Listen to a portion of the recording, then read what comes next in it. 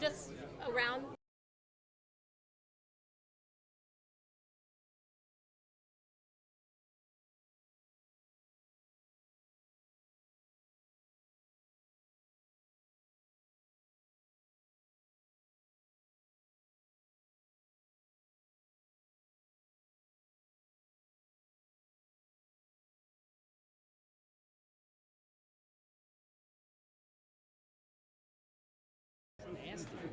You know, and we only have 54 counties.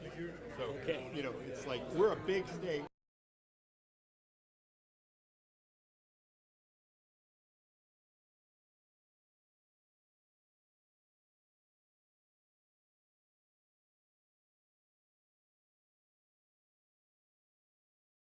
Too in area, but you know, but we're like number 4 or 5. I want to thank all of you for covering today's hearing. As everyone understood, there were important statements made, discoveries that we are taking back to Washington, and most importantly, I believe that we've appropriately shed light on the items in which we can fix the border, we can reassess our policies and make those changes. And I was pleased to have both the Congressman from Mr. Biggs from Arizona and Mr. Fitzgerald from Wisconsin join us in this hearing. I'm sorry that more of the members weren't able to make it, but as you can imagine, there are a number of events like this going on around the country. We're very dedicated to fixing the problem that is swamping America. And with that, I think all of us are willing to take questions if you have brief ones. I have a question for Mr. Godero. You mentioned finding social chats and that you were tracking. Have you been able to track any of those to see a clear trail that is organized within California and then goes outside of California?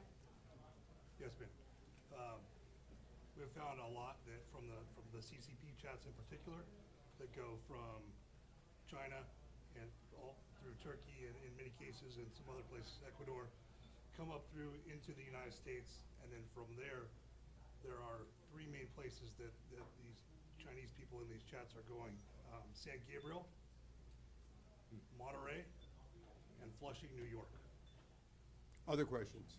Yes, sir.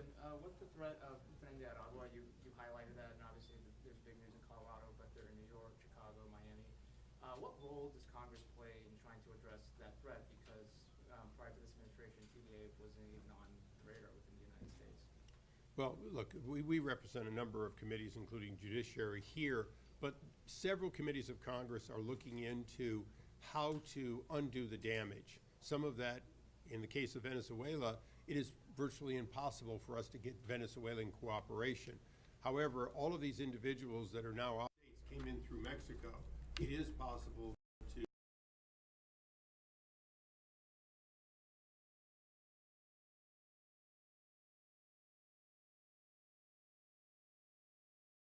some of the solutions that we hope both the Foreign Affairs Committee and a new Secretary of State and an Attorney General work together to do.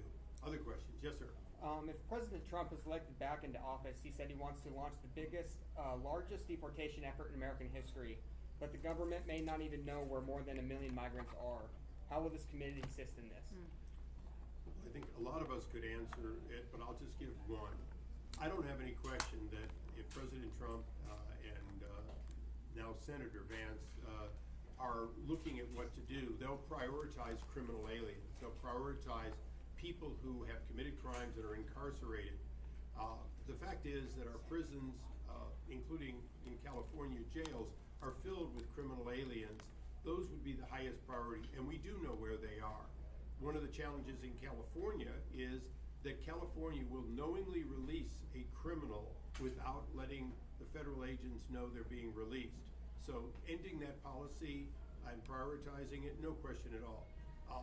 You know, when the president says, the former president says that he'll do the largest deportation, when President Eisenhower, considered to be a moderate president by any stance, did about 2 million, that's about 2 million out of about 2 million. It will be the largest, even if only a fraction of the 12 to, well, 20 million illegals or more that are in this country are taken out. And as you heard in testimony, there's more than 1.5 million that are already been ordered to leave. They've been given due process that are likely still in the United States, and those would also be a priority. Can I just? Please. Dovetail on that. So for instance, when Representative Issa talks about prison population, about 10% of violent offenders in the Arizona prison system are illegal aliens. And so we know where they are. We can exercise that deportation. But then also, and I want to add on to this 1.5 million people that have removal orders, they've had due process. They've got the order. And you're right, we don't know where they are. But this administration has said we can't look for them. It is only if we encounter them and they're committing some additional crime. Well, we've got to step that up, and we also have to incentivize. There are agencies, prosecutorial agencies in states that refuse to give ICE information when there's an ICE hold, an existing ICE hold. If you're not going to play ball with us and you're not going to give ICE holds, there should be a direct financial, fiscal consequence to you as a sanctuary jurisdiction, and we're not going to give federal tax dollars to you when you're not going to facilitate the enforcement of law. That really is important. Yes, go. Okay, two questions. Vice presidential candidate J.D. Vance is here today. I'm just wondering if you are meeting with him. And my second question is, the San Diego County Sheriff, the San Diego District Attorney, the San Diego Mayor, were they also invited here today? We've had them at previous hearings, so we try to circulate it as the reason for the rotation. I think we also wanted to make sure that people understood the unique work that Riverside began in their leadership. I'm not sure who's meeting with Senator Vance while he's here today, but we all may. Mike. Excuse me. Last question. Congressman Issa specifically, but if anyone in law enforcement has thoughts on this, one of the things Border Patrol was talking to us about yesterday was the maritime border and how we've seen an influx under the Biden-Harris administration of people being shipped and also drugs being shipped across the Pacific coast. What have you been working on, and what do you think should be done about that frontier of the United States of America, in addition to obviously the standard southern border that we focused on today? What about that frontier? Well, what we've been asking for is a greater amount of Coast Guard capability here in San Diego. We are, in fact, a major port, and we do have some Coast Guard, but they're swamped.